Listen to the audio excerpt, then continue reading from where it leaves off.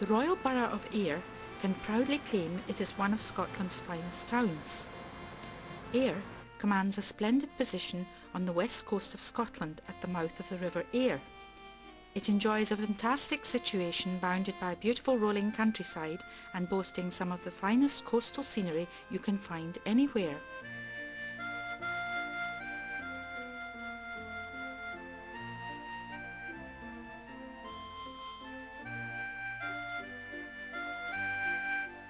The town itself has a fine genteel air about it. In short, it's a very nice place to be.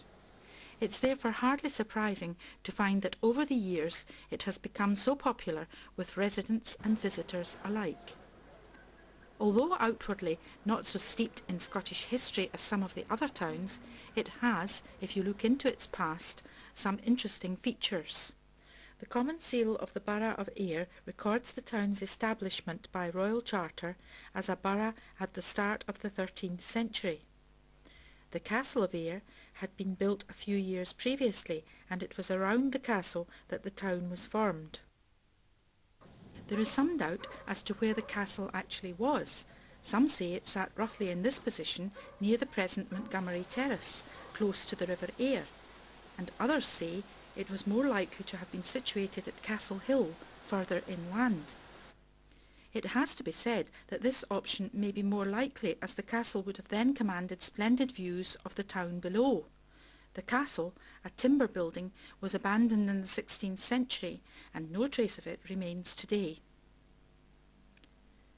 From early days, with its natural harbour at the mouth of the River Ayr, the town became an important trading port, and by the 16th century it was exporting cargoes of wool, hides, cloth, salted fish and coal to France, the Netherlands and Scandinavia. By 1750 it was also importing tobacco from America. Historically, the town was fairly peaceful, although in 1651 Cromwell's army swept into Scotland and erected a citadel, or fort, by the banks of the river, where a force of 500 men were garrisoned. Parts of the citadel wall are still easy to see in the town, and if you venture down Citadel Lane, you can see the top part of the main gate into the citadel.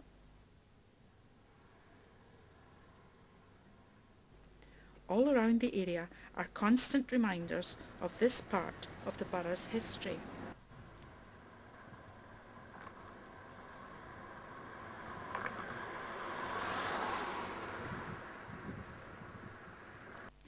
Over the years, Ayr was free to develop into a prosperous town. Farming and the textile industry contributed to the growth of prosperity.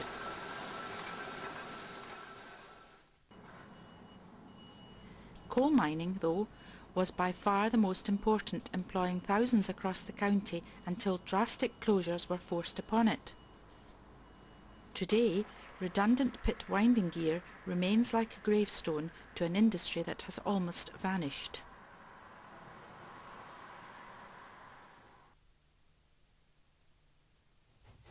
One of the most significant developments that affected Ayr was the coming of the railway age.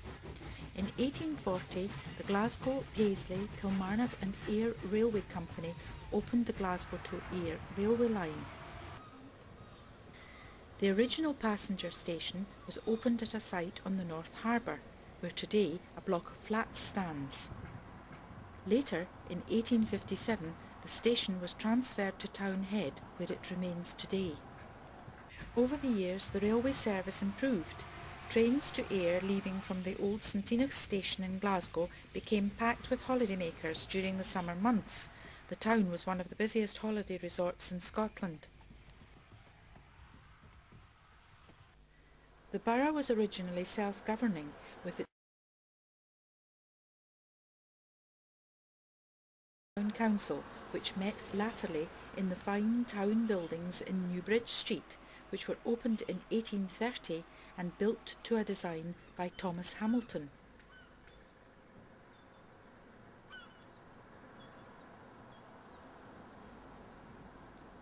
Ayr was also the county town, where Ayr County Council looked after the affairs of the landward areas. This led to the establishment of the county buildings in Wellington Square, which were constructed between 1818 and 1822 and housed the administrative buildings and the Sheriff Court. In 1931, the Duke of York, who was later to become King George VI, laid the foundation stone for a further extension which opened in 1935. The entire complex now housed additional council offices as well as the Sheriff Court and the High Court when it met in circuit. In 1975, the Ayr Town Council was abolished under local government reform, and control of the borough's affairs was vested in the joint control of the new Kyle and Carrick District Council and Strathclyde Regional Council. In 1996, control was yet again changed to South Ayrshire Council, who now use the building as well as the Sheriff Court. Ayr quickly became popular as a residential town for those wishing to live in pleasant surroundings and yet be within commuting distance of the Glasgow area.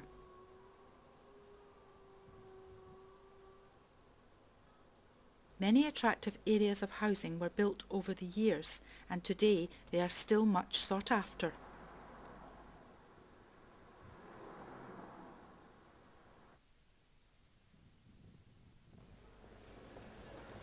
Although the local holiday trade has all but disappeared, Ayr today is a busy and thriving town. Its position as the principal county town has led to its importance as a major shopping area. With excellent transport links with the surrounding area, it is becoming increasingly popular as a residential and commercial area. And of course, given fine weather, hordes of visitors still descend on the town to enjoy its attractions.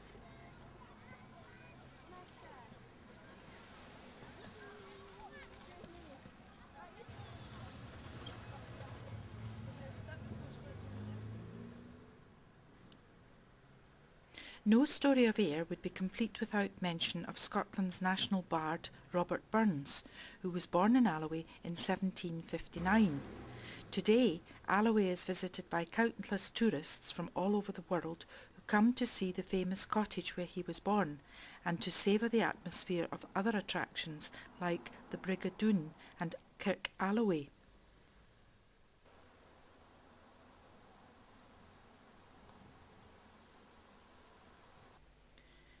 The development under the Burns National Heritage Park has done a lot to maintain the area as a major tourist attraction and also helped to promote a continued interest in Burns's work. Part of Burns' universal appeal was that he observed life as it was then and painted in words a vivid picture for others to enjoy and reflect upon.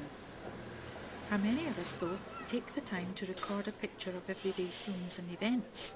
For nothing stays still. Today's news is tomorrow's history.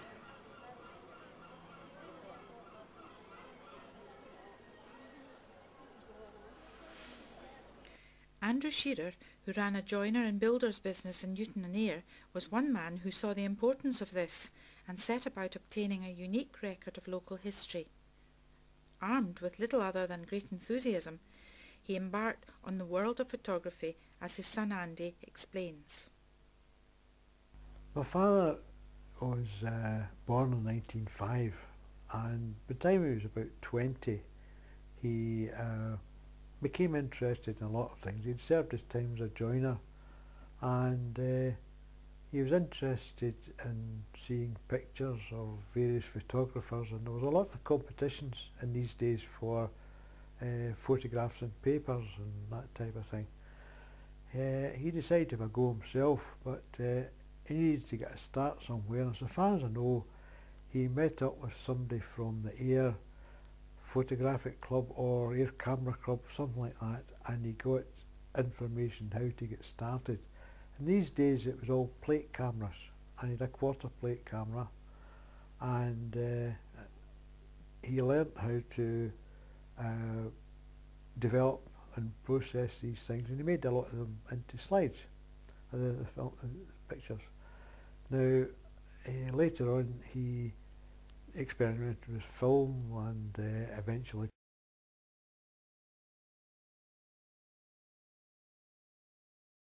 for colour just before he died. But the slides that he made were a lot in the history of Ayr, and Ayr as it was from about 1927, 28, right through to he died in 1960.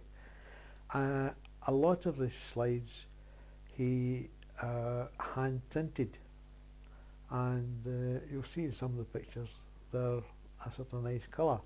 Again, some of the newer slides that he made were in Ferrania colour. But anyway, he started off now not being able to afford much. He'd been a joiner, made his own equipment as far as he could. Now he made a small dishes with wood, with a good coating of waterproof type paint inside, and that was his developing dishes. He made his own enlarger, which was a projector, which we had a thing on the wall which he pinned the paper to, and then opened the light, and that was his enlarger for if he wanted to make prints. He also made an apparatus for making contact prints.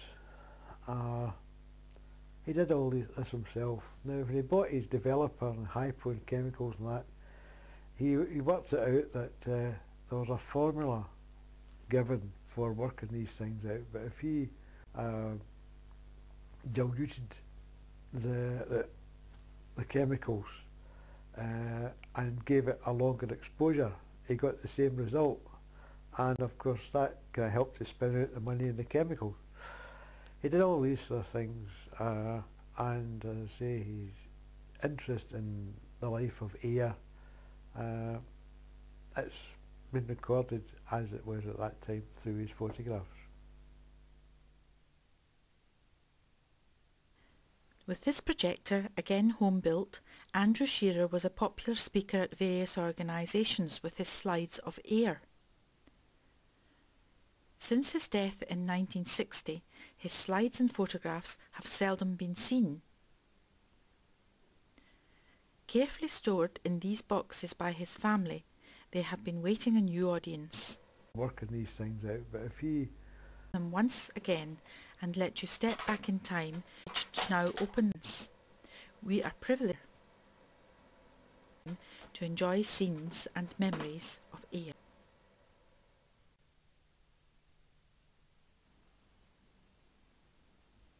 The shadowy outlines of the cranes at Ayr Harbour, seen from the Newton shore one day in the 1930s, is the starting point of our journey. The harbour was, of course, the traditional source of Ayr's prosperity as a trading port and the natural choice for a series of photographs. For many years the principal export from here was coal from the Ayrshire mines, which was brought down to the harbour by rail. From here the wagons were pulled along the quayside by a system of hawsers to the waiting ships, as these pictures taken in 1931 show. They were then lifted bodily into the air by a crane, suspended over the ship's hold, and the entire contents tipped out. This must have been an extremely noisy and dirty business.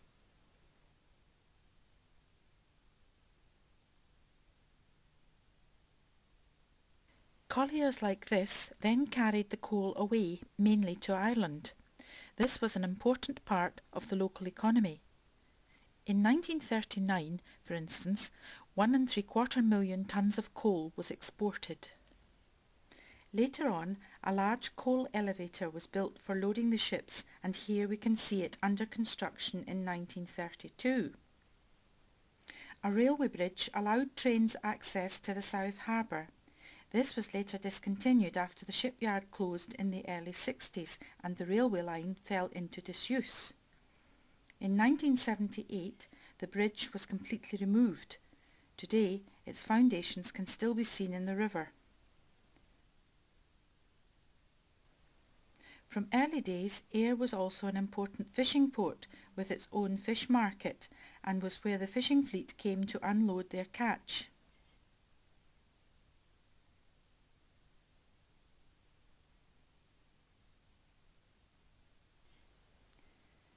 This picture, taken in the 1950s, shows the large number of boats that used the port at that time. The fish trade continued until 1996, when the fish market was moved to Troon. The area is now deserted and waiting a new use.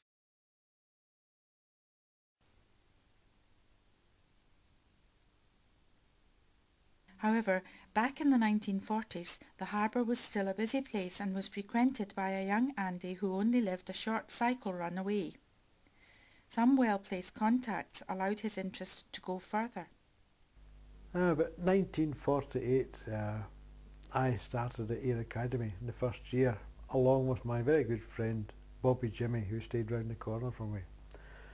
Bobby's mother was a cousin of the then harbour master, Captain K.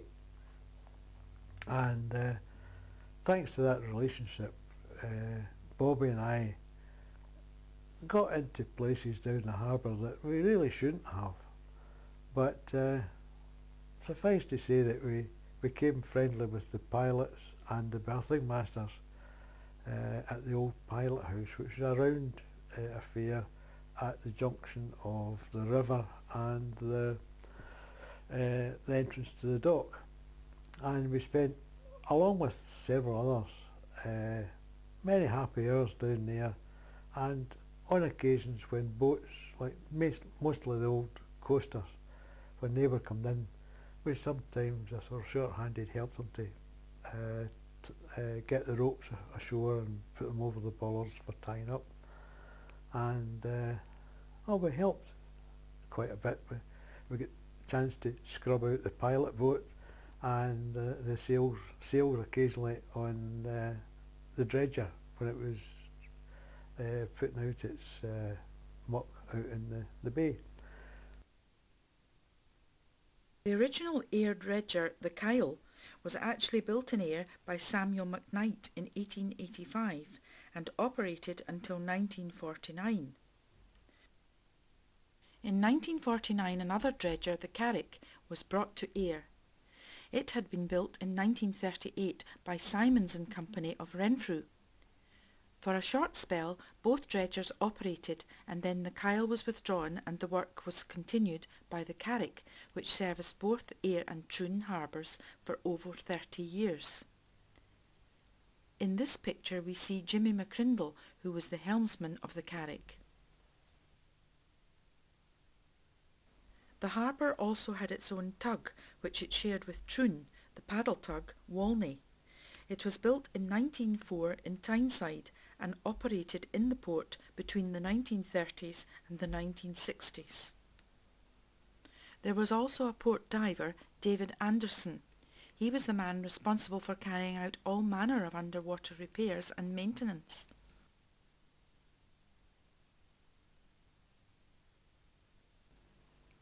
There were also regular pleasure sailings from the harbour. The paddle steamer Juno was the airboat in the 1930s. She was built in 1898 at Clydebank. Here we see her entering Ayr Harbour in 1931 on her last cruise before being broken up.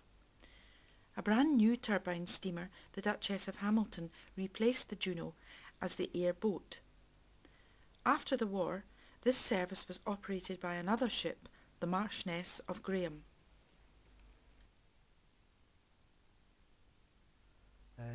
The Clyde pleasure steamers, well, the Marchant of Graham was the steamer which did the excursions from Ayr, and every year Bobby and I had the first week of the summer holidays on the Marchant of Graham with a run-around ticket.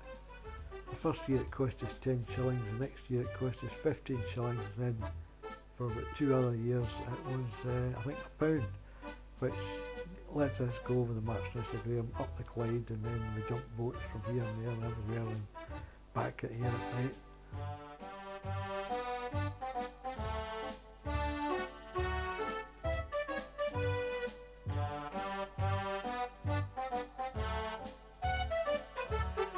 The large fleet of steamers that operated in the Clyde in those days required regular maintenance, and many of these ships came to Ayr for their winter overhaul.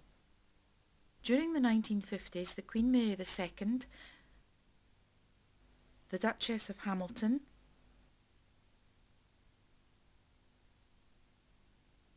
the Duchess of Argyll,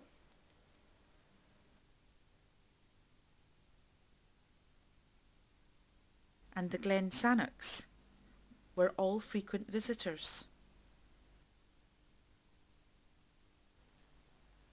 At the far end of the South Harbour was a swing bridge over the entrance to the shipyard and slip. After the shipyard closed, the bridge was removed. Look carefully at the sandstone pier in the middle. It's still there today, but the scene is quite different.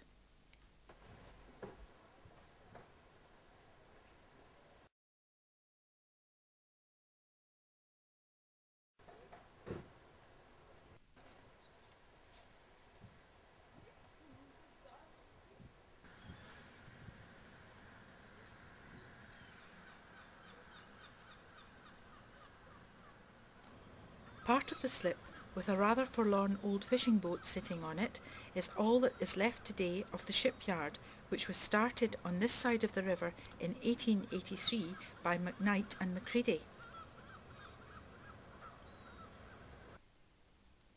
In 1884, Macready left the business, which then carried on as Samuel McKnight and Company. Several vessels were built by this company, including Clyde paddle steamers like the Madge Wildfire and Lady Rowena. The yard was taken over in 1902 by the Ailsa Shipbuilding Company, who built over 140 vessels. 1933 saw the last ship to be built at Ayr, after which the yard closed down before being reopened in the war years for Admiralty repair work.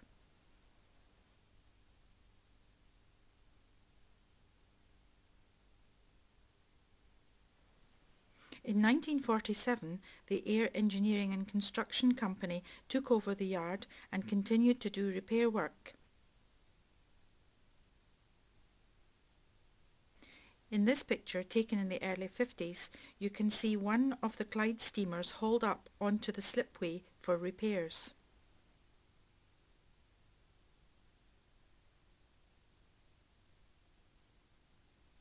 The shipyard closed in 1963, and in 1971 the site was sold to Ayr Town Council. Commercial activity still remains in the North Harbour, where Associated British Ports offers considerable experience in handling a wide range of cargoes.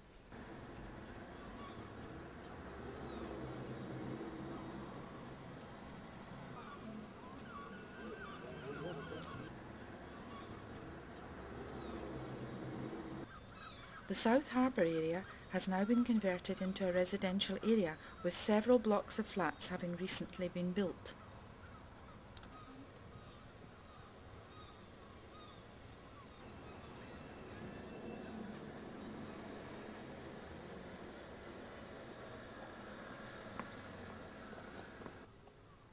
This is the scene on a summer's day in 2003, looking towards the end of the harbour area. Let's turn the clock back 70 years to see what it was like then. In the background of this picture is the old bathing station, which had basic changing accommodation.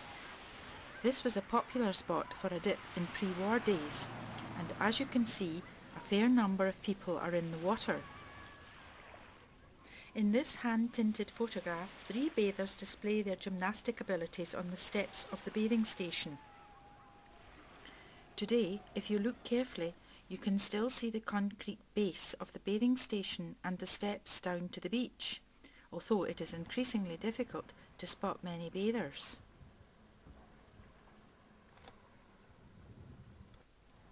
However, given fine weather, there are still some hardy souls willing to enjoy a bathe.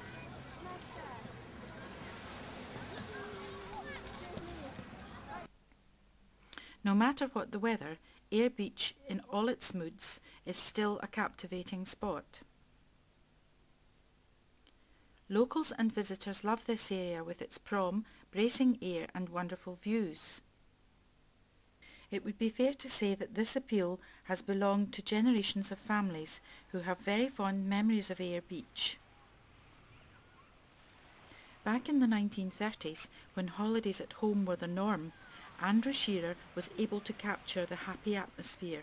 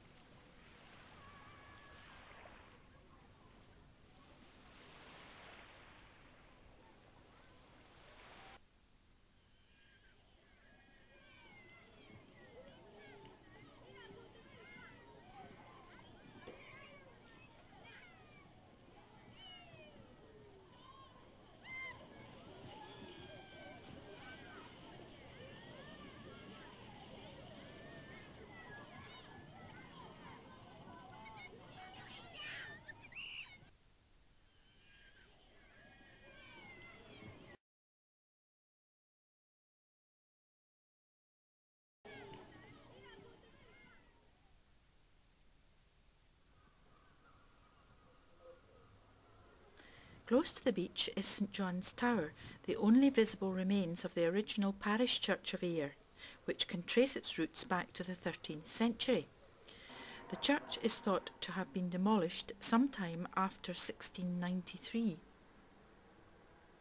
In the early 14th century, the Scottish Parliament met in St John's Church and proclaimed Robert the Bruce King of Scotland. Later, in the 17th century, Oliver Cromwell, who had established his garrison in the town, commandeered the church for a watchtower and storehouse.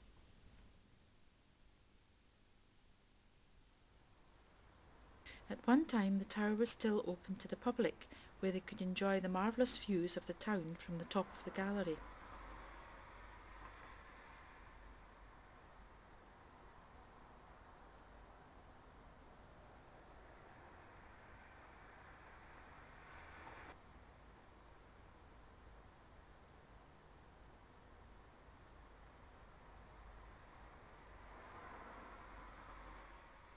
One local story is that in 1263 it was from this tower that King Haakon's Viking invasion fleet was spotted, an advanced warning given to the Scottish army, resulting in their famous victory at the Battle of Largs.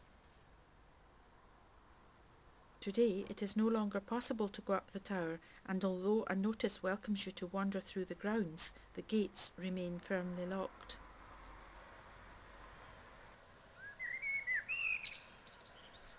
Situated by the banks of the river is Ayr's other historic church, the Auld Kirk.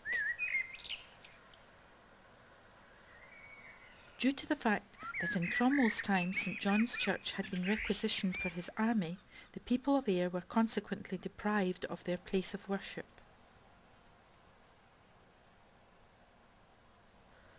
Cromwell, however, agreed to fund part of the cost of a new church, and so the Auld Kirk, as we know it today, came to be built in 1654.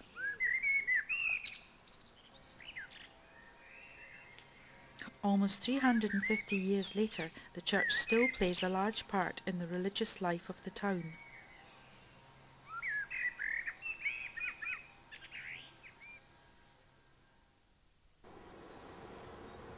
Close to the church is the Old Brig.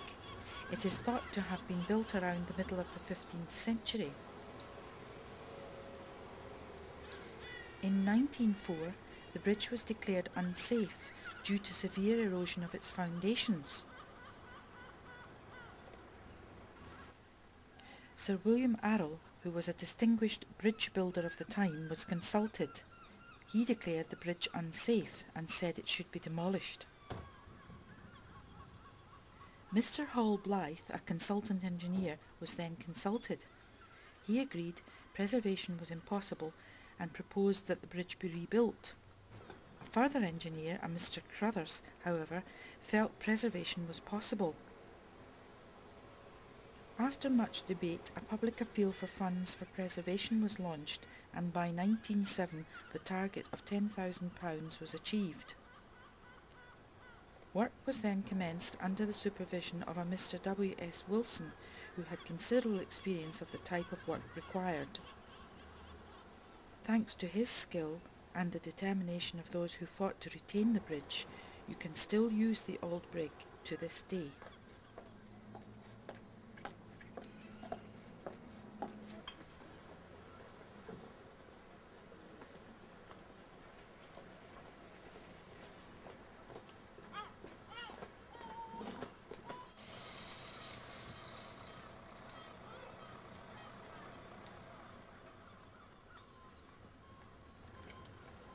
The main river crossing today is by the new bridge built in 1878.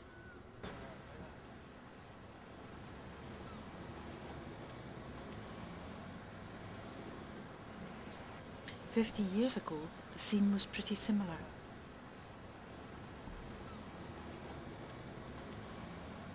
But if you roll the picture back 100 years, there was a different bridge at the site, the first new bridge of Ayr, which was built in 1788.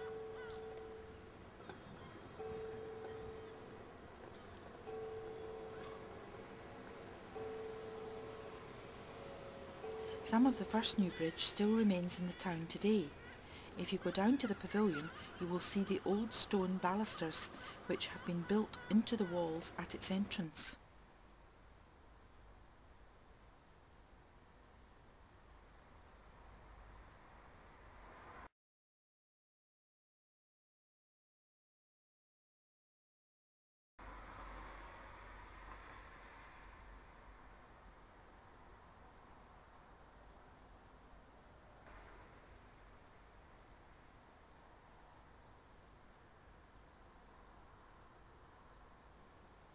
If you look carefully at the picture of the bridge, you can just make out two recesses over the buttresses nearest the ends of the bridge.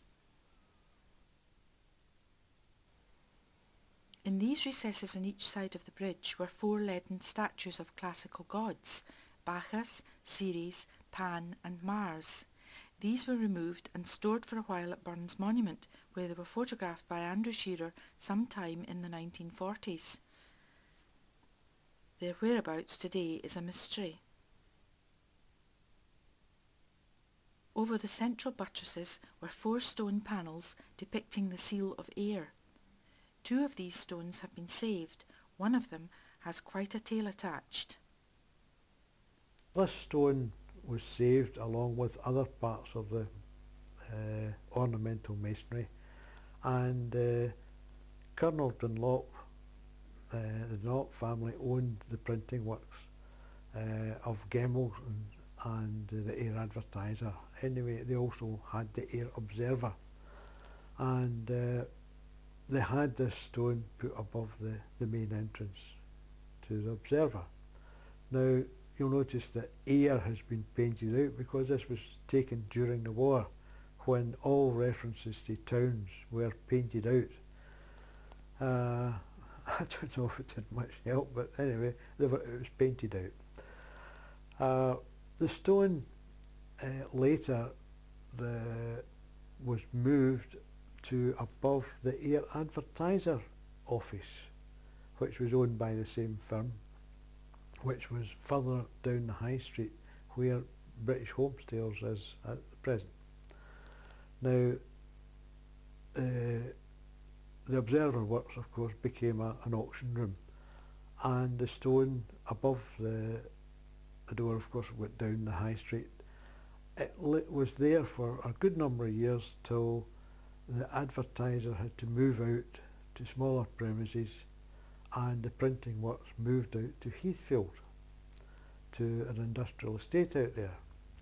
Now, it wasn't built above a doorway out at Heathfield. It was just at the side of the entrance. Sadly, the firm closed down, and this stone was just left there. I got to know about it, and at that time I was working in the civil service, and part of my job was looking after parts of the community programme. I had a good friend in Mr. Bill Brown, who was the coordinator for the Kyle and Carrick community programme, and his assistants Mr Ken Brown and Gordon Miller. And I told him about this stone, and at that time we had a stone restoration scheme. So we arranged to go and get this stone with a lorry which had a crane on it. And the stone restoration boys brought the stone back to Viewfield Road workshops, and we covered it over with bags, keep it out the road because it had been vandalised somewhat.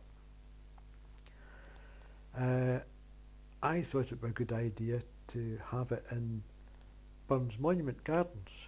So knowing the connection between the monument and the Dunlop family, and I knew the then curator of the monument, Glenn Croft Smith. I phoned him up, told him what we had, and he said he would be keen to have it. But I said, well, you have to ask Mrs Dunlop. So he phoned up Mrs Dunlop and immediately got permission for us to get the stone, which we already had anyway. And the stone restoration team built it into a wee plinth out at Burns Monument, where it is at this day.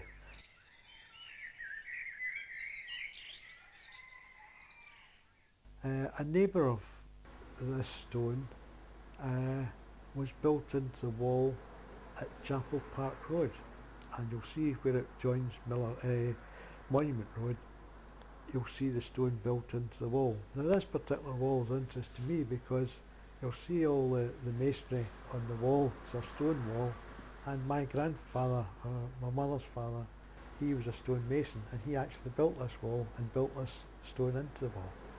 And I always look at it any time I'm passing out that way.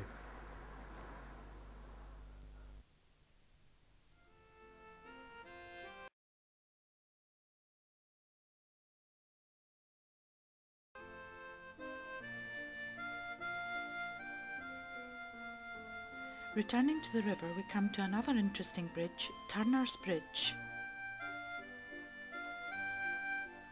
Mr. A.M. Turner, owner of the Ayr and Newton breweries, gifted this footbridge to the people of Ayr. It was opened in 1900.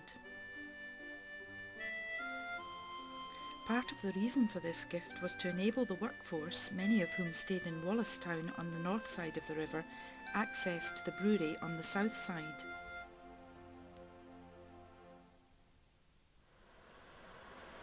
This picture was taken further upstream opposite the dam park in the 1940s. In the middle of the river you can see the salmon ladder, and beyond that on the far bank the huts of the army barracks that were there during the war years. After the war the area was used for fun fairs run by Cadonas, the well-known showground people. Today the remains of the salmon ladder are just visible. Where the army huts were is now part of Ayr College.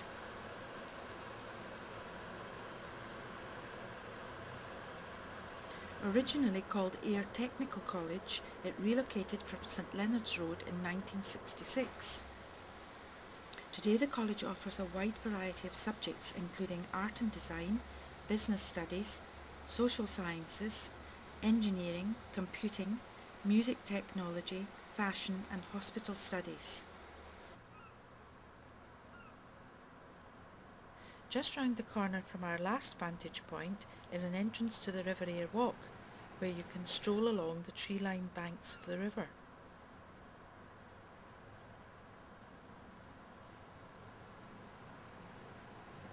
For generations of Ayr people, this has always been a popular spot, and it was a frequent venue for the Shearer family's Sunday afternoon walk. Eventually, the walk leads to Over Mills, where in this hand-tinted picture taken in the 1920s, you can see the original stepping stones across the river. Returning to the same spot in the 1940s, the scene is unchanged, but concrete blocks have replaced the stones. The large building is the Over Mill, which was one of the largest grain mills on the river. It closed after the war years and remained derelict, eventually being demolished in the 1960s.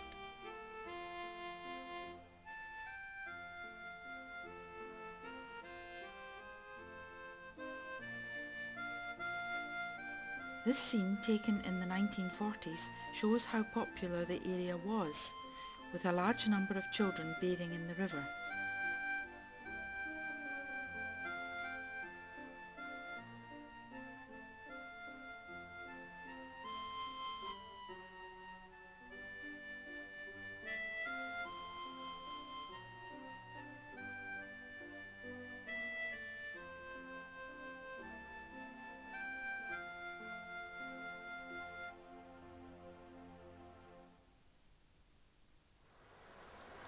Few bathe in the river today, and the area has become one of Ayr's best kept secrets.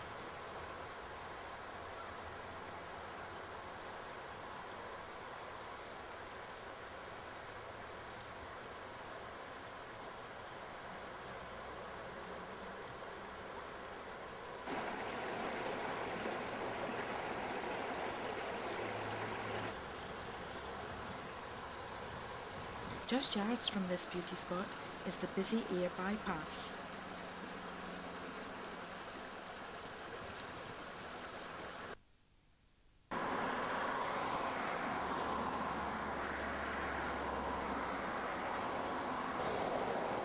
Let's escape from the noise and fumes of the internal combustion engine to when real horsepower still existed in the town. Carriers like Willie Barclay, known better as Teapot Willie and seen here, were a familiar sight around the town at one time, and particularly so during the war years of 1939 to 1945, when there was severe petrol rationing.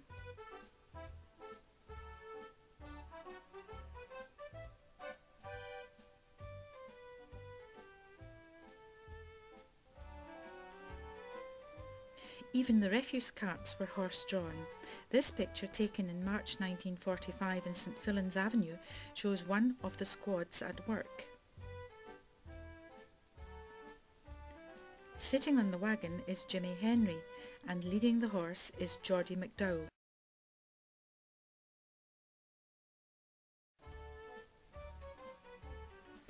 Geordie also had a more glamorous job, as he was a council halberdier, which was a civic officer used at ceremonial functions involving the Provost of Ayr.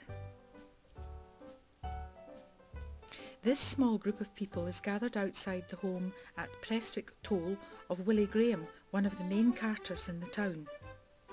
Two of his carts are parked at the curbside.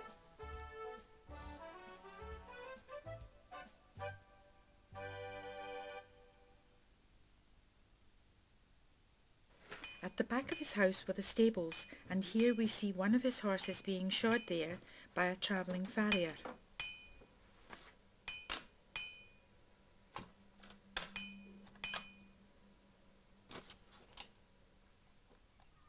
Willie was a busy man with 14 carts on the road. One of his biggest contracts was with the Scottish Stamping and Engineering Company, for whom he transported waste to a dumping area. Here we see his carts involved in this activity at the Newton Shore area.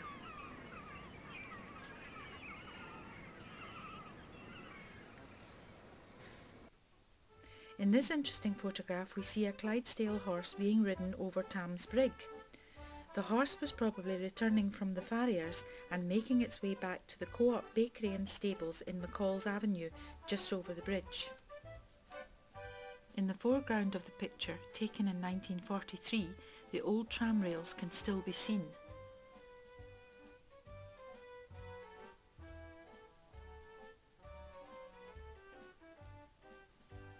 At the junction of Allison Street and New Road in the mid-1940s we can enjoy a busy scene.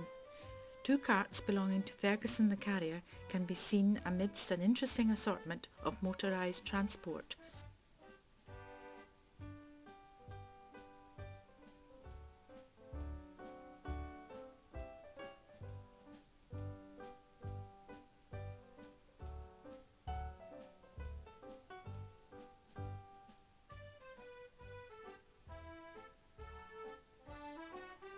This is Robert McClymont, better known as Bobby Rabb, a well-known carter, outside the Shearer household one day in November 1947.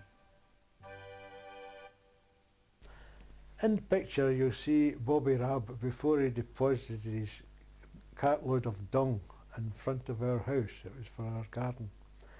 That had all started the previous Saturday when my father and mother and I were up Ayr High Street, and Bobby Rabb was coming down with his cart, and he suddenly saw my father and he yelled across the street,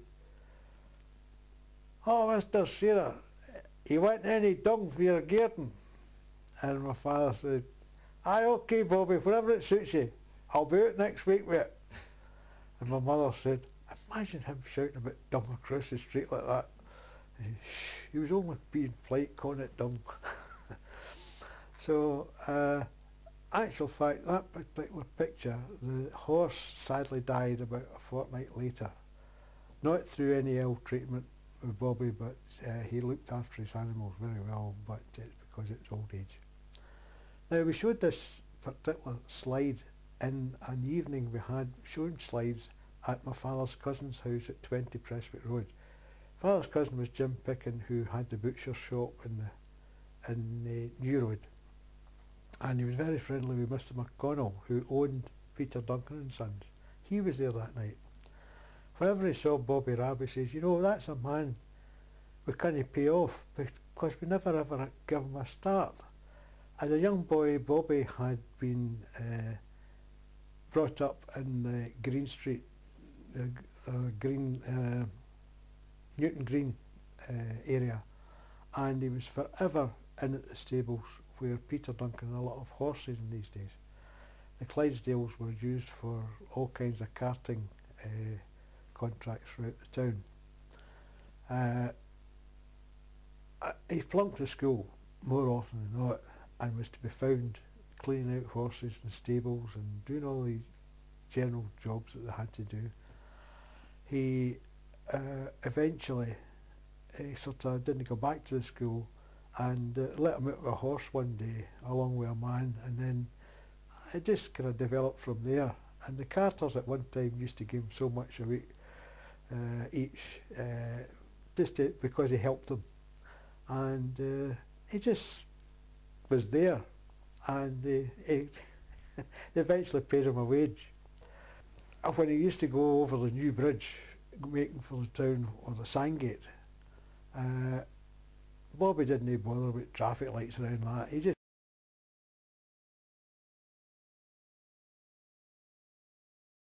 sauntered on. Traffic just all came to a standstill. Policemen, if they were on point duty, just shook their head and stopped everything. Bobby got through, and that was it. The big whip was there, and a character. But when he walked about, he had a bag, as all the carters had. He had a bag round his waist, tied on with a bit of rope.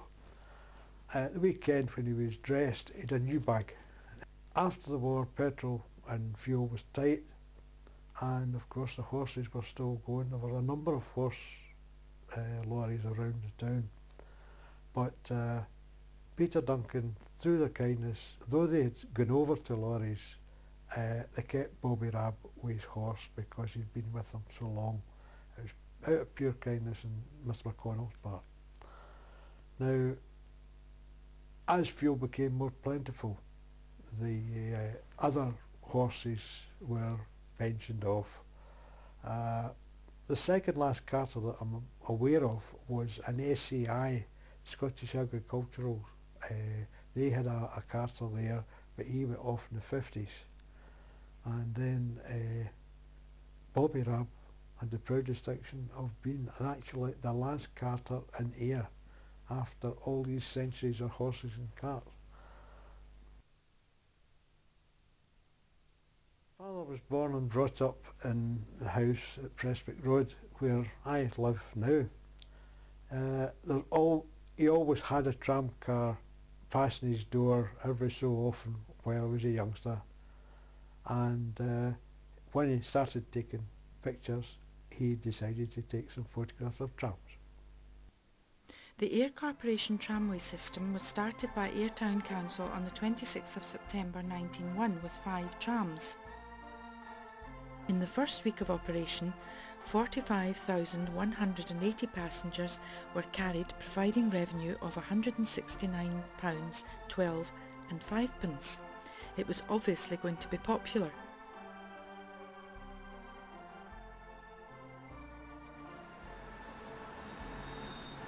Prestwick Cross, seen here today, was the most northerly terminus of the original 4-mile route.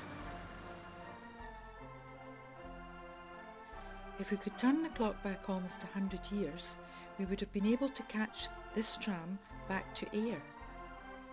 In this picture, taken probably in the 1920s, we see a tram outside Girdwood's tea room at the cross. Girdwood's, at that time, were one of the largest bakers in Ayr. The trams ran for 4 miles from the cross, through Newton and Ayr, over the river, along the High Street, and on to the terminus at St Leonard's Church at the junction of Monument Road and St Leonard's Road. The system was so successful that it was quickly extended to a new terminus at Burns Monument in Alloway in May 1902. Going back to 1930, we find tramcar number 30 at the terminus. This tram was purchased second-hand from the Dumbarton Borough Tramways, and after the Ayr system closed down, it was sold to South Shields Corporation, where it ran until 1946. This single-deck tram with its driver cum conductor is seen outside the terminus at the racecourse in 1931. The system had been extended in 1913 to run out to the area to service new housing at Hawk Hill, as well as the racecourse.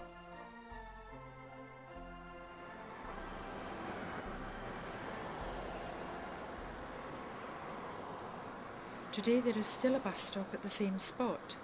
From here the tram route ran via George Street and onto River Street, where it joined the main line at the new bridge. Over the bridge, the main line swung into High Street for its journey on to Alloway. In 1930, the Ayr trams carried an astonishing 5,662,435 passengers, bringing in a revenue of £27,531. My mother was a member of Newton Old Parish Church, which was across the road from the Orient Cinema, and she was a Sunday school teacher there. The Sunday school was too big for the Newton Old Parish Church Hall, which was a new road, and the Sunday school was held in Newton Head School. Now, when it came to Sunday school trips, they used to hire 3 and sometimes 4 double-deck tramcars, which would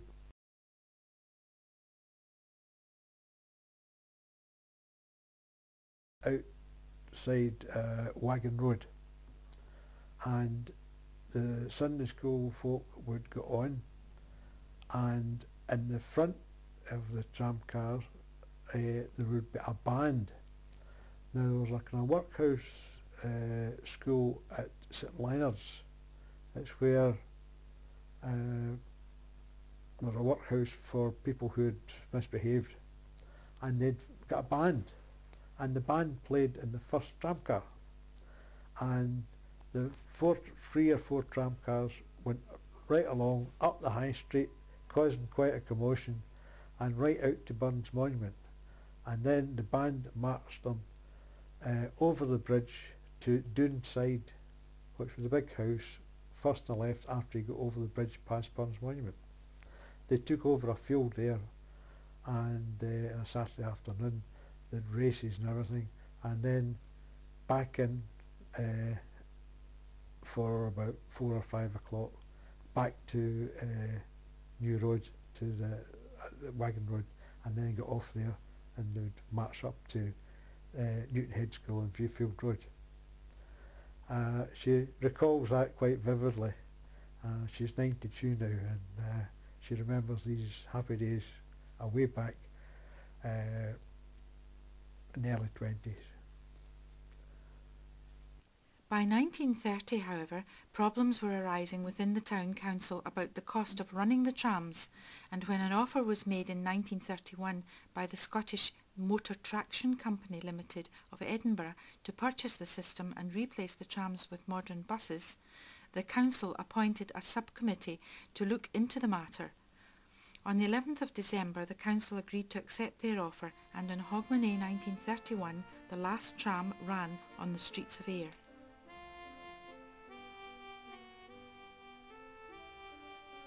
In 30 years, the trams had carried an astonishing 136 million passengers, but now it was time to meet their end at the breaker's yard.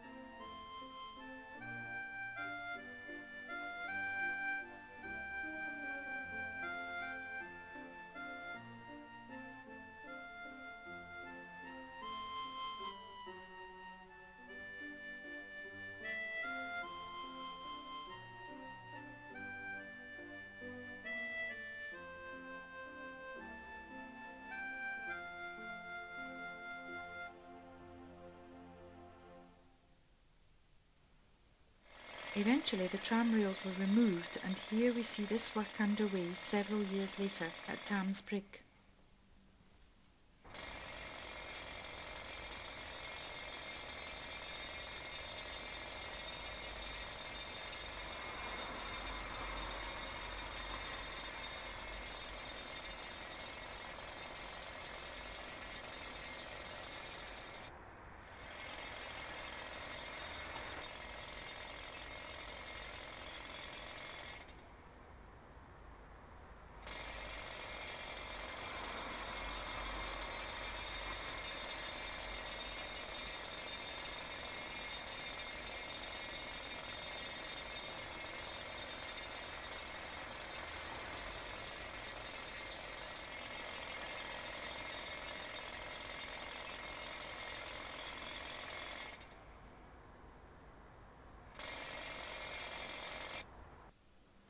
Today a few cobbles in George Street and an odd cable support in the High Street are pretty much all that remains of the trams, apart, that is, for the old tramway depot in Prestwick Road, where the cars were maintained and finally broken up.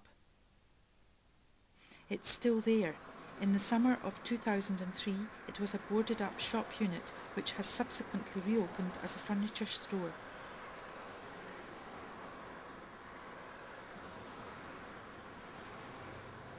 This adjacent store was also part of the tram depot. When the buses replaced the trams, it became the main Ayr bus depot. Bus stops replaced tram stops when the Scottish Motor Traction Company took over the trams. In 1932 they formed the Western SMT Company with its headquarters in Kilmarnock.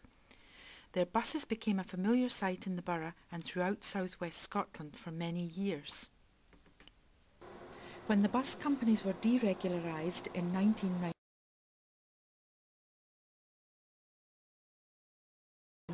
the company became Western Scottish Buses, and in 1994 the company was taken over as a subsidiary of Stagecoach Holdings with its headquarters in Ayr.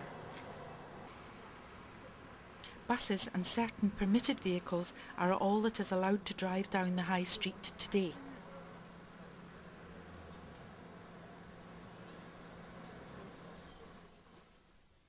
Back in 1945 there were no such restrictions, although with wartime petrol rationing there was not much traffic to worry about. Perhaps that's why a young Andy Shearer was allowed to cycle up the High Street to let his dad get a photograph.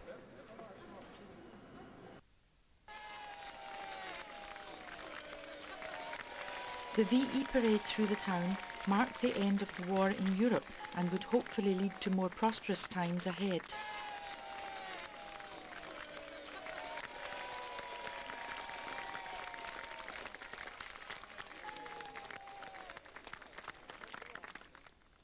Six years later, in 1951, more traffic is evident on the streets, as well as hordes of shoppers.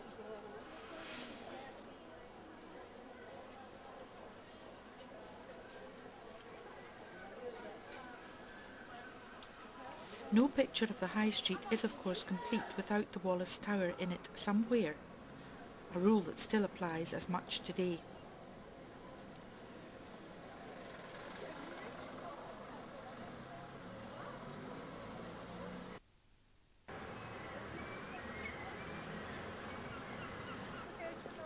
The tower, which was built in 1834 to replace a previous one of the same name, has actually no connection with the great patriot William Wallace, although his statue has been built into it. It is believed that the name comes from the Wallaces of Craigie, who had large estates in Ayr and at one time owned the previous tower.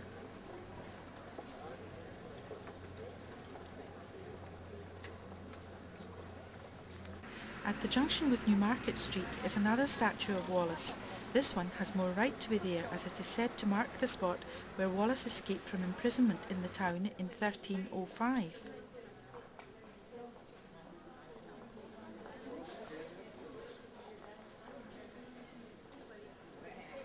An interesting local story is that the sculptor had to shorten Wallace's legs to get him to fit in a niche in the wall. Ayr's other main street is the Sandgate. This picture was again taken in the quieter days of the 40s.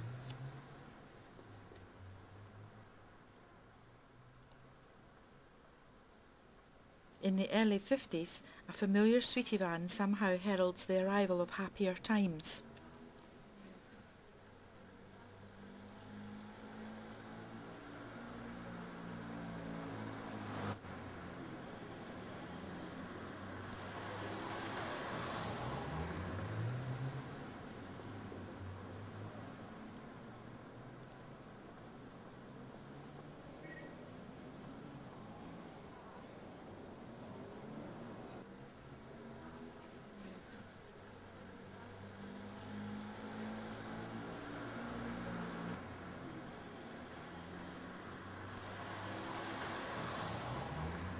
This photograph was taken from roughly the same vantage point in the late 1950s, when Andrew Shearer was experimenting with early Ferrania colour reversal film, which he processed himself.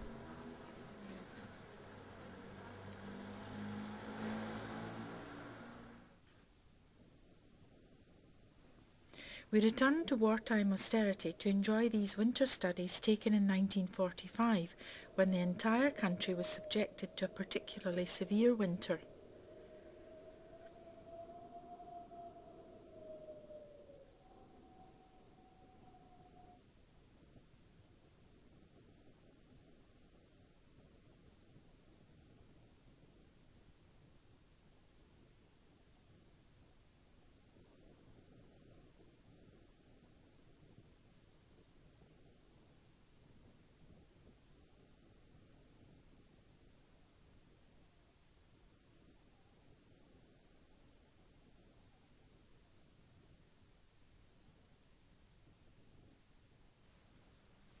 Some girls enjoy the snow at Burns Statue Square.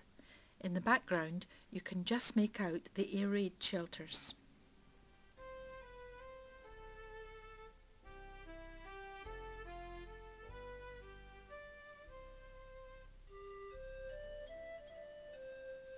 All round Ayr the snowy scenes give ample photo opportunities.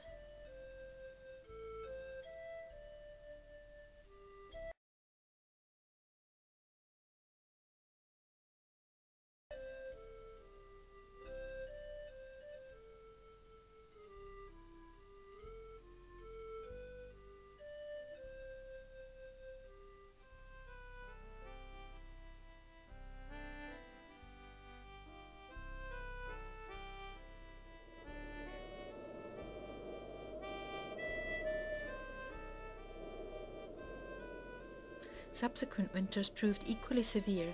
At Heathfield in 1946 we find Andrew Shearer's joiner's van dwarfed by the snow. Looking at the same spot in the summer of 2003, we can be glad that today this scene has seldom been repeated. In the 1940s it was... 1947 we experienced a very heavy snowfall and a very severe frost. for a period, and I remember one Saturday afternoon the ice in the dam was very, very thick, and they were playing ice hockey on it, and my father and my grandfather and I, we walked from the dam park on the river, on the ice, right from the back of the county hospital right up to very nearly Wallace's Hill. Skaters on the Newton Park pond would have to make the most of the weather as a change eventually came.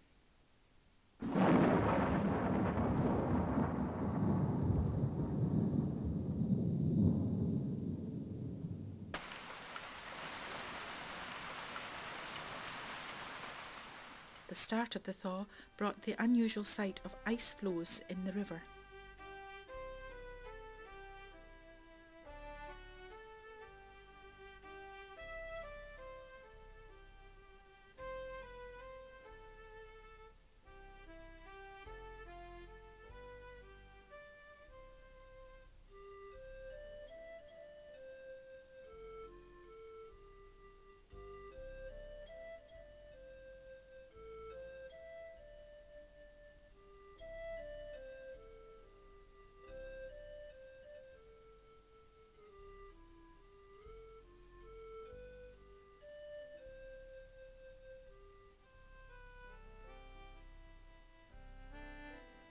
Further milder conditions with snow and ice melting saw water levels rising dramatically.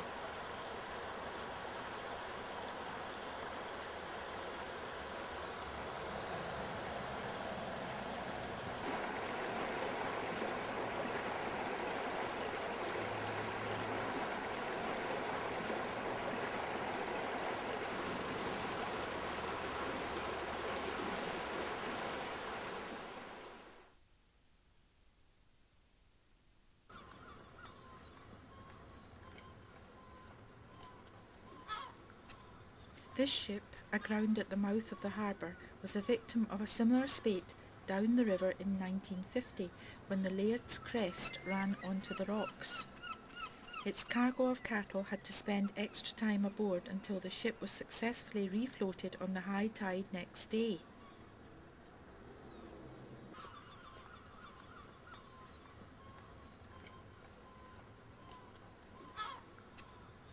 Till that happened, the bellowing of the cattle echoed round the harbour entrance.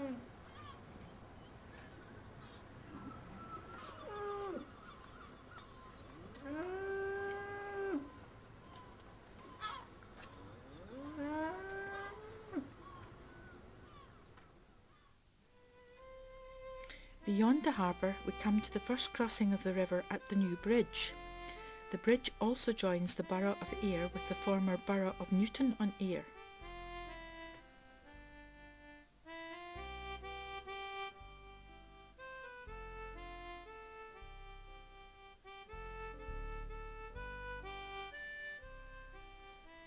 In Newton-on-Ayr in the 1940s, we find Andrew Shearer's cousin Jim Picken taking a break from working in his busy butcher's shop to catch a breath of fresh air at the door.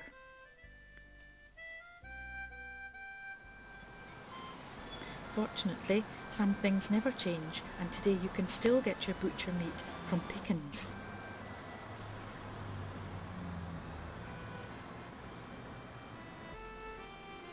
Opposite Picken's is a shop which has changed. Originally this was a double shop unit belonging to David Patterson the grocer. In this picture, again from the 40s, we can see the front of his shop. Lined up outside are rows of wicker baskets waiting to be carried inside. In these baskets were cheeses from local creameries, which in those days were to the shops in large blocks. When you wanted a particular cheese, the grocer would cut off a piece from the block, wrap it in greaseproof paper and hand it to you. There were no hermetically sealed wrappings then. This superb hand-tinted photograph shows the Newton toll booth or steeple and the old assembly rooms on either side. It was in these rooms that the Newton Town Council used to meet. Newton-on-Ayr was created as a borough in the 14th century and originally had its own provost and boasted that it had as many councillors as neighbouring Ayr. In 1963, the assembly rooms were demolished to make way for a new road scheme which left the steeple isolated in the middle of a busy junction and the sole reminder of the former borough, which actually had more or less ceased to exist from 1873. Strangely enough, the Ayr Borough Act of 1873, which allowed Ayr to extend its boundaries, did not include Newton-on-Ayr. It wasn't until 1940 that Ayr Town Council obtained a court ruling to have the sole right, title and interest in and to the properties formerly held by the freemen of the borough of Newton-on-Ayr.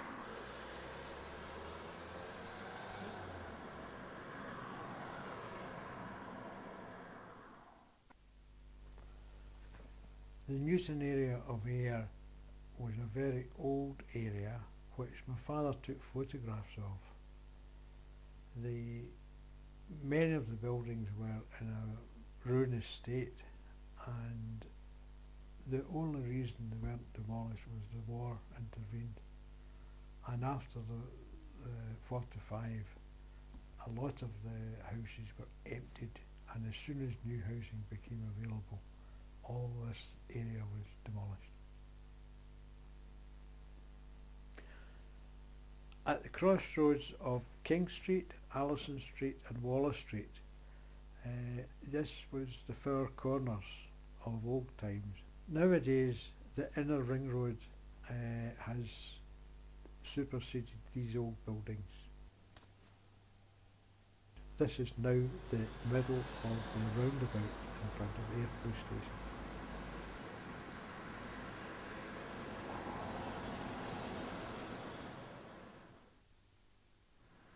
On the main street side of King Street, King Street actually stopped at Garden Street, and going down Garden Street towards the river on your right hand side was Walter Mitchell's bacon factory. They did pre-packed bacon and all kinds of pork ribs and pork pies and these kind of things. The Black Bull Inn is a very ancient coaching inn, and in Robert Burns' time it was known as Simpson's, and as Simpson's is featured in the poem Tam O'Shanter.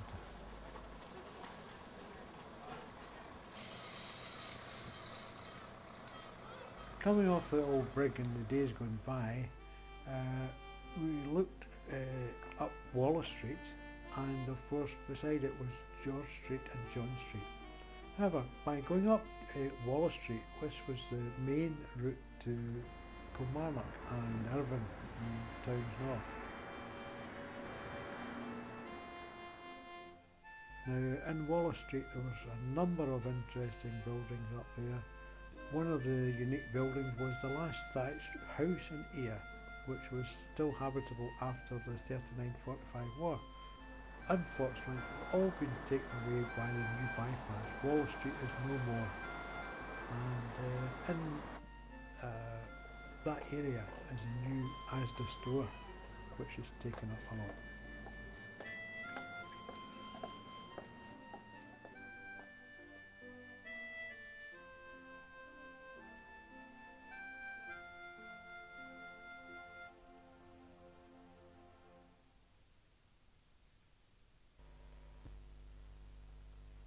Another building in the area of significance for my father and my mother was Newton Head Primary School in Ayr.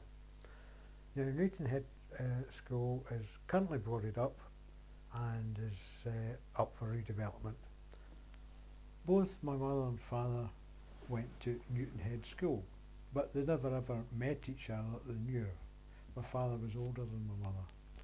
Both became Dux medalists of the school, and this was quite surprising because they only had part-time education during the First World War, because the Newton Park School was occupied by Newfoundland soldiers, and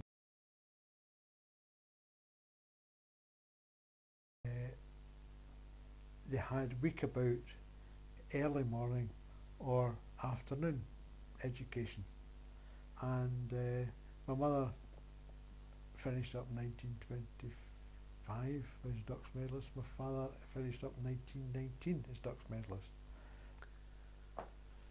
When I left school, my father got an apprenticeship with John S. Stewart, the joiners in George Street, who was actually the provost of the town at the time.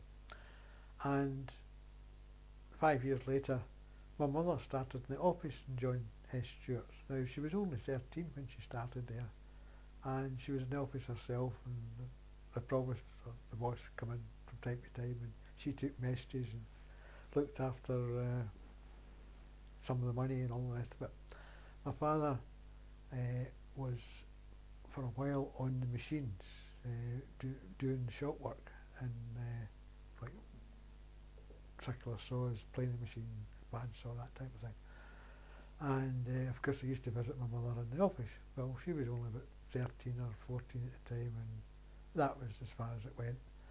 Later on, as I understand it, well, my mother went to work in Lee's boot factory at Tamsbrig, and they met accidentally one night in near High Street, and they asked her out the pictures, and they went to the pictures, and that started it.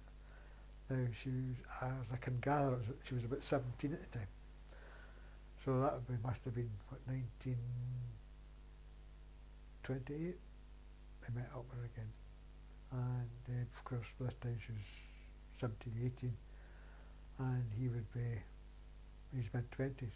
Anyway, they eventually get married in 1934. My father had a problem at one time. He couldn't get work, and he was one of several air joiners who went down and helped with the building of the Dorchester Hotel in London. After the Dorchester was completed, of course, he came back to air, and he continued his interest in photography, and in fact won several prizes through competitions directed by various newspapers, Kilmarnock Standard, the Bulletin and others.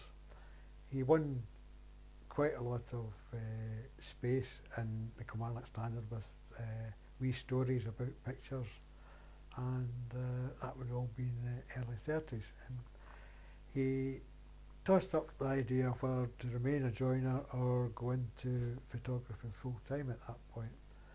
He eventually decided it would be better sticking to joiner work, and with a few jobs of course in air, and then he decided to start up business for himself in 1933, and he did this and did jobbing, joiner work, and eventually into building houses. My mother, she worked in the boot factory, and once every so many weeks she had to go in at 7 o'clock in the morning, take the money from the travellers, and it was all by candlelight because the factory manufactured their own electricity, but the engineer didn't come in to switch it on till 8 o'clock.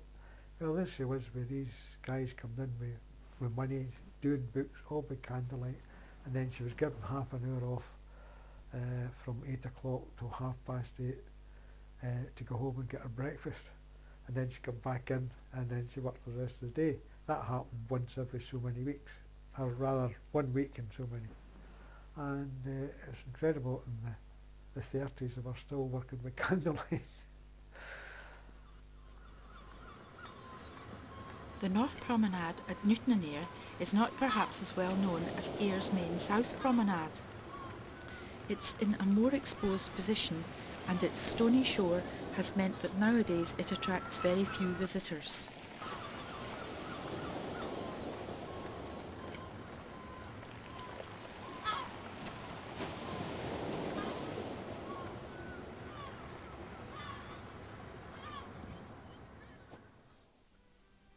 This picture from the mid-1940s shows the aftermath of a storm with debris thrown onto the prom. The small building in the background is a refreshment kiosk, as at one time this was a popular area for locals who frequented the prom and the nearby putting green.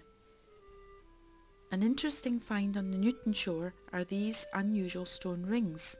It's thought they are the remains of old mine shafts which have become exposed as the shoreline was eroded. It has to be remembered that in the 18th century, Newton-in-Ayr was the major area of growth through various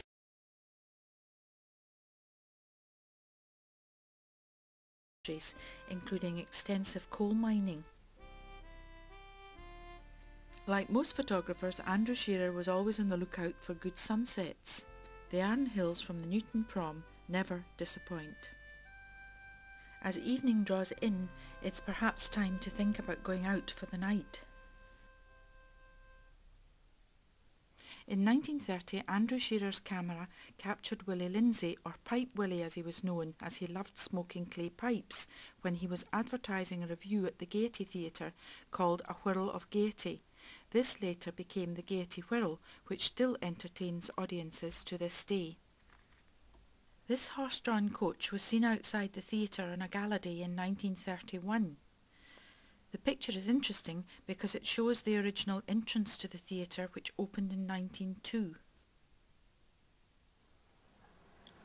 Today the Gaiety continues to charm audiences with a wide selection of programmes. Its fame has spread beyond Ayr as it is one of the last vintage variety theatres in the country.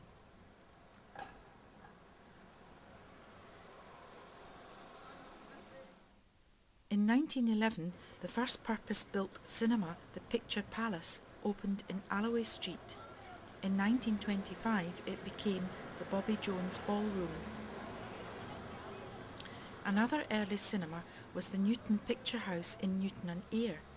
It was converted from rooms in the former Unionist halls in the days before the talkies and closed in the 1920s. Fanatical about film was certainly very relevant in the 1930s when the entire country went cinema crazy. In Ayr during this period, 6 cinemas were built which between them could seat over 9,000 people, which meant that 1/5 of the total population of Ayr could go to the pictures on any one evening. Today, the Odeon, which opened in 1938, is the town's only remaining cinema. It's 4 screens seating just over 1,000 patrons.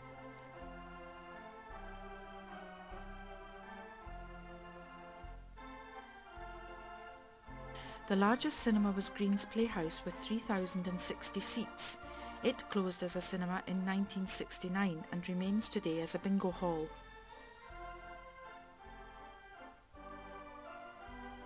Where Littlewood stands today in the High Street was the Picture House, later called the Gaumont. It had seating for 1,800.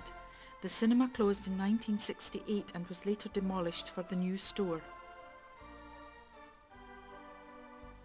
This row of houses, just over the new bridge in Main Street, was demolished in the 1930s to make way for the Orient Cinema, which opened in 1932 with 1,648 seats. It became a bingo hall in 1987 and is now used as a nightclub. A little further up in New Road was the Ritz. It was smaller with only 998 seats. In 1942 it listed its prices as 9p and 1 and 2, that's 4.5p and 6p in today's money. At that time, in common with other cinemas, it had 3 changes of programme in a week: Monday, Tuesday, Wednesday, Thursday, and then Friday, Saturday. The Ritz closed on the 30th of April 1960 and was later converted to a snooker hall.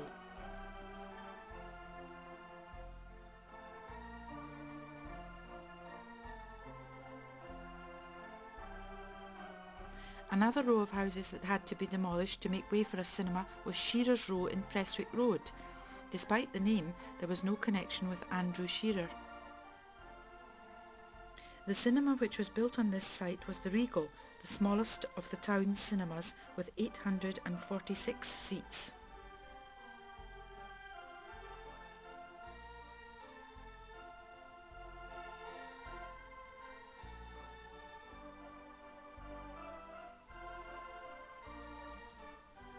These members of staff posed on the steps for a last photograph in 1956 before the cinema's doors closed forever. The building is still there today, heavily disguised as Arnold Clark's Honda showroom and workshop.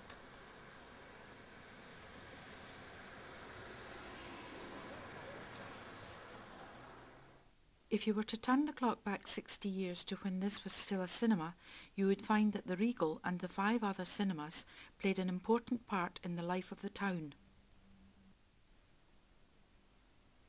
The range of entertainment they offered was incredible, with 2 or 3 weekly programme changes in each cinema.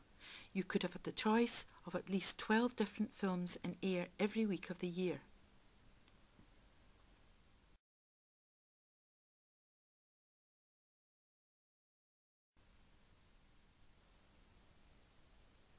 For 5 shillings, that's 25 pence in today's money, a family of 4 could buy good seats in the cinema and still have change for a poke of sweets from R.S. McCall's. The range of films on offer was wide and varying, as can be seen from these titles on show in the town in the mid-1940s. What the local cinemas did offer was a weekly diet of family entertainment, for most films carried the old U or A certificate. Very few had the X or adult only certificate. Every night hundreds of people could get out of their homes and for a brief period be transported to a wonderful world of make-believe. This was the golden age of public entertainment, and one that is never likely to be repeated. As a youngster of about 9 or 10, I was taken through to visit my cousins in Dalkeith in Midlothian. And 2 of my cousins were projectionists in the local cinemas, the Picture House and the Playhouse in Dalkeith. And we were taken in to see the projection room. I caught the bug that I would like to work in a projection room too, and time passed, and of course I was still at school. Eventually I started working in the Picture House in Prestwick on a part-time basis as a schoolboy, and eventually it became the same in the Ritz in Ayr, which was a bigger place. I was with the Ritz from about 1955 till I was called up in 1957, and while I was in the army I was projectionist in the camp cinema in Germany, and then when I come home again I started back in the Ritz until it closed down in the 30th of April 1960. I in fact showed the last film in the Ritz on the Saturday night. One Sunday night about 10 o'clock I went to answer the doorbell, and here is George Crockett, the manager of the Orient, who had been a previous manager of the Ritz when I worked there, and also Des French, who was the chief projectionist of the Orient. They had a problem with staff. Could I come in and help them for a week? So, aye, okay, and I went, and I was to be there for the week. At the end of the week it became apparent I still had a problem, and would I come in for the next 2 or 3 weeks to see how things panned out. That lasted for 6 years, and I finished up actually in the Orient on the 31st of October 1966. In 1962, on the 31st of March, my wife and I were married, and the 2 of us had both worked in the Ritz previously, she as an usherette come sales girl, and me as a projectionist up there. Shortly after we got married, Louise started work in the Orient at the same time as myself, so we both worked in the Orient again. When you're young and married, you want to get as much money as you can, so she was a hairdresser during the day and I was an usherette at night, and I was a joiner during the day and projection room at night. Well, and in these days we ran with 2 projectors, and each spool usually lasted about roughly 18-19 minutes. There were 2,000-foot reels, and you sometimes had a slide projector for adverts and for announcing, well, the driver of such and such a vehicle come to the foyer, etc. we had motorised screen controls for the screen going in or out or up and down, with curtain controls and dimmers for the various lights. When it came particularly to adverts and the interval and that kind of thing, you had dimmers at one side of the room, you had record players on the other side and so on. And well, you were going to get everything all worked at one time. Well, in the smaller halls, particularly like the Ritz, you would have 3 changes a week. Now you're wanting to give as much publicity as you can to for the trailers, and of course, trailer. If you're saying a Saturday night, your first trailer could be on the Monday. It could be a CinemaScope picture, but the film that you're showing tonight is maybe small screen. So therefore you had to work with 2 projectors, one loaded up with CinemaScope film for the trailer, and then your small screen on the other one, and then you would show like Monday and Tuesday in CinemaScope and the cinema.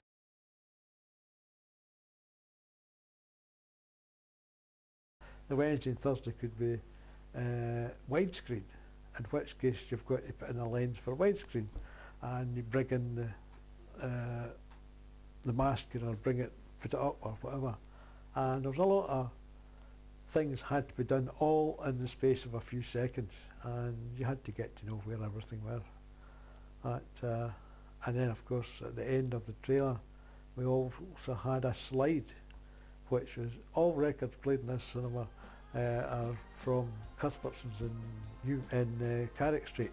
And of course you had to bring in the curtain, just clear the slide, and you show the slide on, and then you had a barn door cut off like that. So as the curtain was closing, you closed it at the same time. Lots of wee things like that. Presentation which have gone with the board over the years. But a very enjoyable period for me was actually projection in cinemas.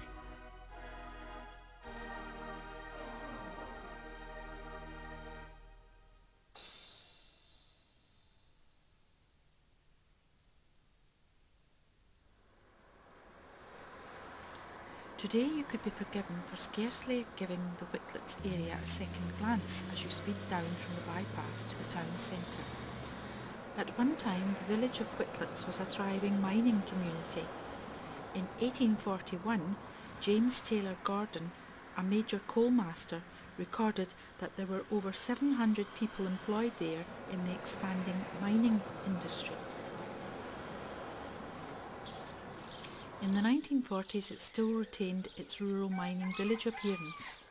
In High Road, a resident empties his teapot into the gutter, or shach as it used to be called, on a road completely devoid of traffic. From the top of High Road, the cottages stretch into the distance.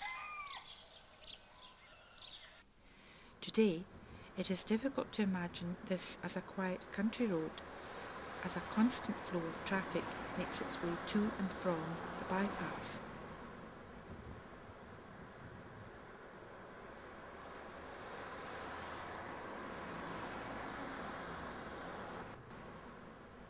A little further down Main Road, you come to the junction with Glenmuir Place. This was the scene at the same corner in the 1940s, with a row of cottages stretching up the hill. By the mid-1950s, the cottages had been demolished, and we can see the start of the local authority's house building programme, which eventually swamped the area. Up towards the cross, some buildings may be still familiar today.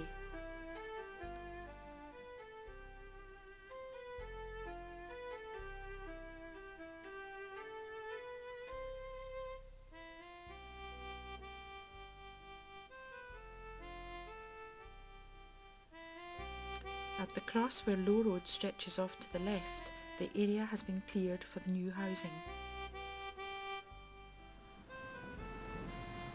Today, of course, the cross has become a very busy junction.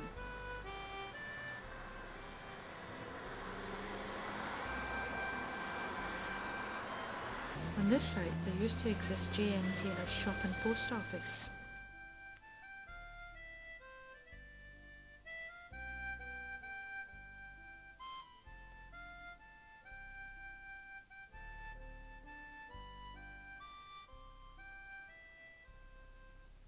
Moving down Low Road in the 1940s, we find quite a different scene to what is there today.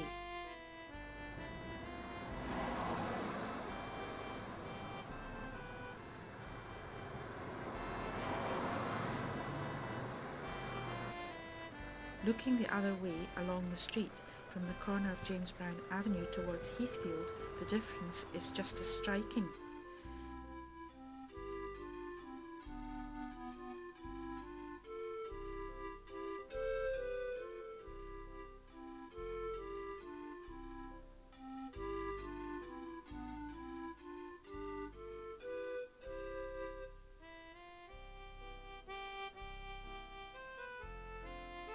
Several years later, the 1950s housing programme is seen getting underway.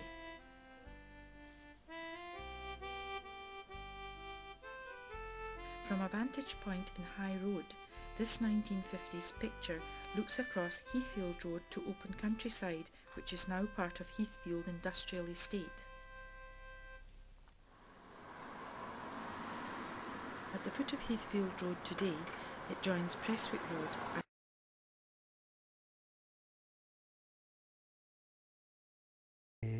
In its place came the Carlton Hotel.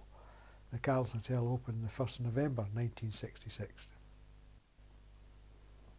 Just beyond the Carlton is Mayfield, which is still there, a house, and then beside that was Willie Graham's yard and his house, which is now replaced by a block of flats, as is the shop to the left, Logan's, which was a licensed grocer.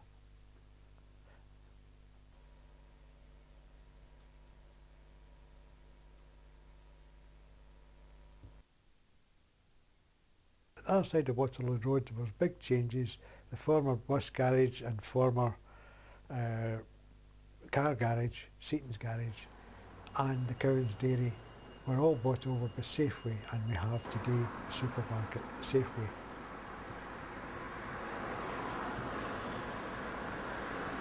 Across the road from where the Safeway is today was a group of sheltered housing.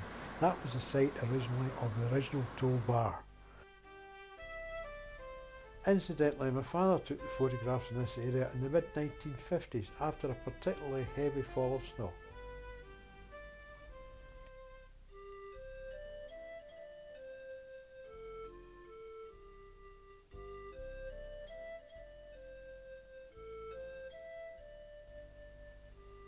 At the corner of Pleasantfield Road we had the grocer's shop, which was run for many years by Mrs. Lowe. Beyond that there was various tenement flats and houses, and the next shop down was which became the post office, run by the two Miss Hayes, Ellen, Ruth and Rosie.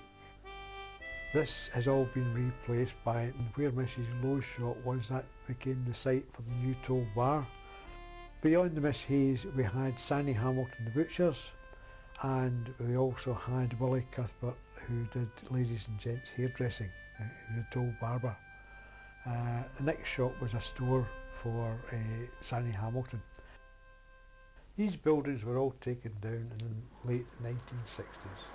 They were replaced by shops with flats above and a small park area and a huge car park round the back.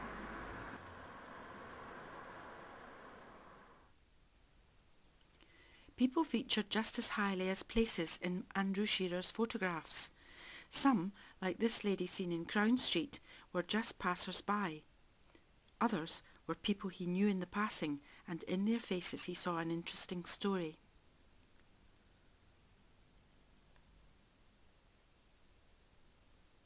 Some were well-known people in the town, like Quinton Macmillan, a local blacksmith and fine craftsman, with whom he entrusted all the ironmongery work for his joinery business.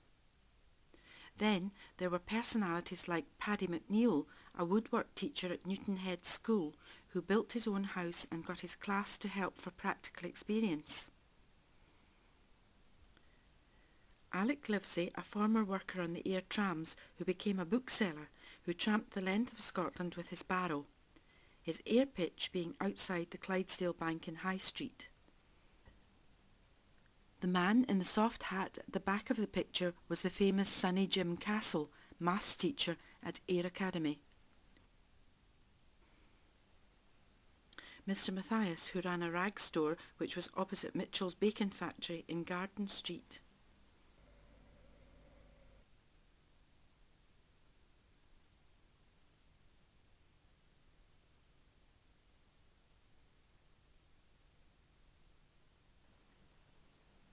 Provost John Stewart, who ran a joiner's business and where Mrs. Shearer got her very first job as a clerkess. Provost Stewart was in office at the time the purchase of Roselle House was negotiated for the borough in the 1920s.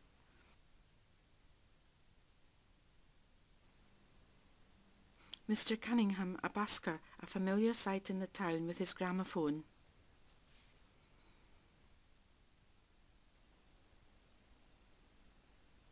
Alec Lawson, a disabled lad who hit on the idea of raffling a painting he had got through collecting cigarette cards to raise money for an invalid carriage. He got permission to do this as long as he sold all the tickets himself, which he did, and he got his carriage.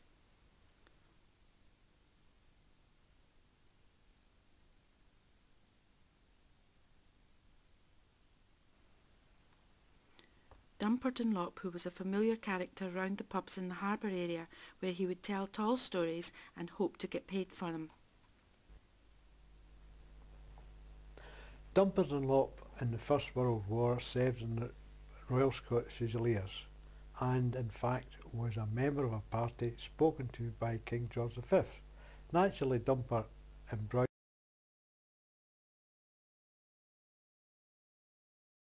story, and it goes something like, he was in the trenches brewing up a drum of tea, in other words a can of tea, when he felt a tap on the shoulder, and here was King George V himself. He says, "Man Geordie, it's yourself, you fancy a wee mouthful of tea?" And the king said he would love a cup of tea. So Dumper brewed the tea, "Try that." So the king tasted the tea and he says, "Man Dumper," says, "that's the best tea ever I tasted." He says, "Kneel down on one knee." And he knelt down, and the king drew out his sword, tapped on both shoulders, and said, "Arise, Sir Dumper, knight of the drum." One of the best known personalities to me was one that I knew particularly well, was Matt Dickey. Matt was my good friend Bobby Jimmy's uncle, and Matt and his family owned Ayr Arms Hotel, which was where the Kyle Centre is today. He was a well-known figure around the town.